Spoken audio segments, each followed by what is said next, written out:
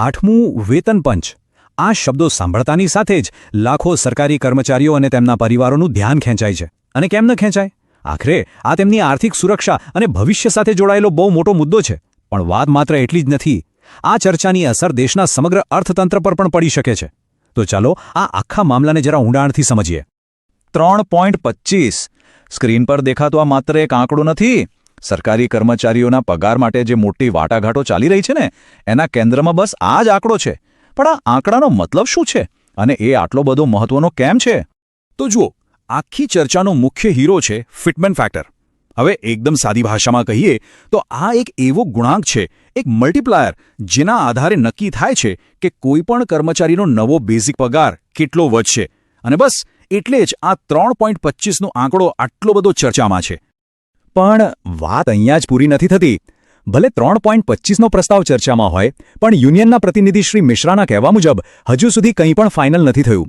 Table પર 2.86 જેવા બીજા આંકડા પણ છે અને હજુ સુધી કોઈ એક વાત પર સહેમતિ નથી બની. મતલબ કે વાટાઘાટો અત્યારે એકદમ નાજુક તબક્કામાંથી પસાર થઈ રહી છે. તો હવે આવીએ આખી વાતના સૌથી રસપ્રદ ભાગ પર. વેતન પંચે એક પ્રશ્નાવલી બહાર પાડી છે અને એમાં 3 એવા મુખ્ય સવાલો છે જે સરકારની ચિંતાઓ બતાવે છે અને આખી ચર્ચાને એક નવી જ દિશા આપે છે. તો આ રહ્યા એ 3 મોટા પડકારો.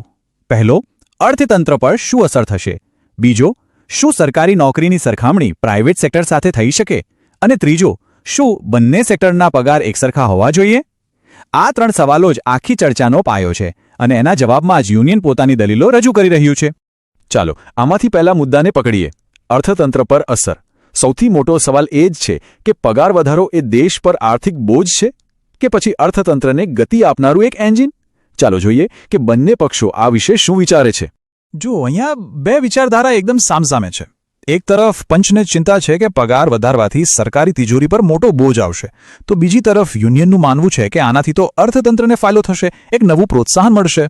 અને આના પર શ્રી મિશ્રાની દલીલ એકદમ સ્પષ્ટ છે. તેઓ કહે છે કે ભૂતકાળમાં જ્યારે પણ વેતન પંચ આવ્યું છે ત્યારે દેશની અર્થવ્યવસ્થા મજબૂત જ થઈ છે, નબળી નથી પડી. કેમ?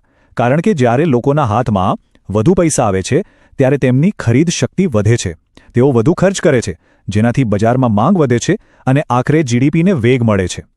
સારું, તો આ તો થઈ અર્થતંત્રની વાત.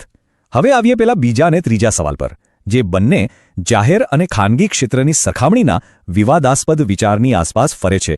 શું ખરેખર આ 2 ક્ષેત્રોને એક જ ત્રાજવે તોલી શકાય? અને આ સવાલનો જવાબ આ બંને ક્ષેત્રોના મૂળભૂત ઉદ્દેશ્યમાં છુપાયેલો છે. સરકારી ક્ષેત્રનો મુખ્ય હેતુ છે સમાજ સેવા, સામાજિક જવાબદારી અને સારું શાસન આપવું, જ્યારે ખાનગી ક્ષેત્રનો એકમાત્ર અને સ્પષ્ટ હેતુ છે નફો કમાવવો. આ જ મૂળભૂત તફાવત યુનિયનની દલીલનો મુખ્ય આધાર છે. આથી શ્રી મિશ્રા અને યુનિયનનું વલણ એકદમ મક્કમ છે. તેમનું કહેવું છે કે સરકારી ક્ષેત્રની ભૂમિકા સમાજમાં બહુ અલગ અને અનોખી છે. તેનું મૂલ્યાંકન તમે ખાનગી ક્ષેત્રના નફા નુકસાનના ચશ્માથી ન કરી શકો. સરકારી કર્મચારીઓ જે પરિસ્થિતિઓમાં કામ કરે છે, જે જવાબદારીઓ નિભાવે છે, એના માટે એક અલગ જ માળખું હોવું જોઈએ. આ સરખામણી જ પાયા વગરની છે. તો આટલી બધી દલીલો અને ચર્ચાઓ પછી અત્યારની પરિસ્થિતિ શું છે? શું કોઈ નિર્ણય લેવાયો છે? વેલ, ટૂંકમાં જવાબ છે ના.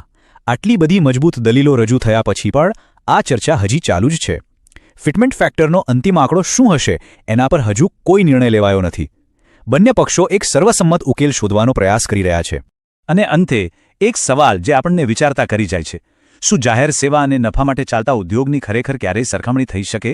જાહેર સેવાનું સાચું મૂલ્ય શું માત્ર પૈસાથી આંકી શકાય? આ એ મૂળભૂત પ્રશ્ન છે જે આ સમગ્ર ચર્ચાના કેન્દ્રમાં છે અને જેનો જવાબ શોધવો એટલો સરળ નથી.